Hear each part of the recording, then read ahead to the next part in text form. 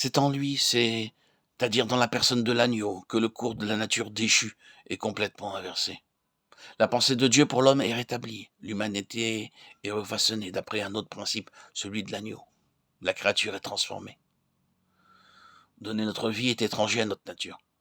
Souvenez-vous que l'expression donner sa vie peut tout aussi bien se traduire par nous devons livrer notre âme pour les frères. 1 Jean 3,16.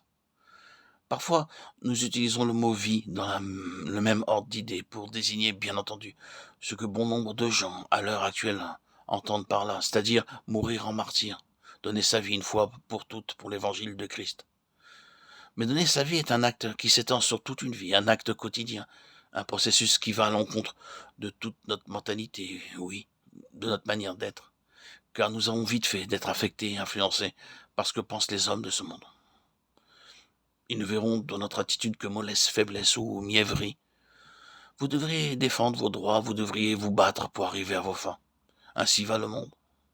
Regardez ce qui se passe actuellement sur cette planète, et vous aurez tôt fait de voir où cette mentalité nous mène.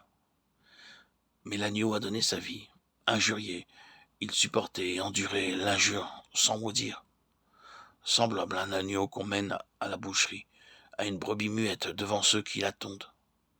Il n'a point ouvert la bouche. Ésaïe 53, 7. Il faut le faire. Cette force ne se trouve pas naturellement en vous ou en moi. Nous ne sommes pas faits de la même étoffe. Vous, vous dites que c'est de la faiblesse. Moi, j'affirme qu'il n'y a aucune force qui lui soit comparable. Vous ne connaîtrez jamais cette force tant que vous n'aurez pas pris position contre ce système organisé qu'est le monde, avec ses jugements de valeur, ses principes, ni tant que vous n'aurez pas appris à nager à contre-courant. C'est ce que le Seigneur a fait. C'est ainsi que l'agneau a donné sa vie.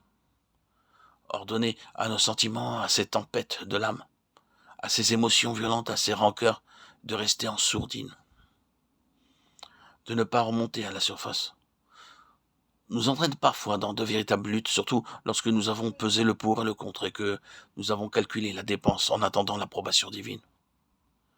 Contemplez l'agneau, suivez l'agneau. Le chemin de l'agneau peut très bien être le chemin de la croix et de la crucifixion continuelle de notre vie naturelle.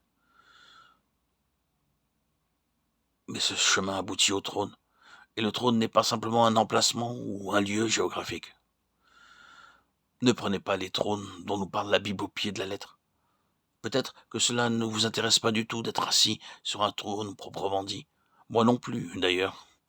Mais parvenir à une position d'autorité spirituelle porteuse de valeur, de richesse, de prospérité, de dignité, de puissance, d'honneur et de gloire, que l'on peut dispenser tout autour de soi, ce n'est pas négligé. C'est le trône. C'est l'aboutissement du cheminement suivi par l'agneau. C'est le chemin de la croix.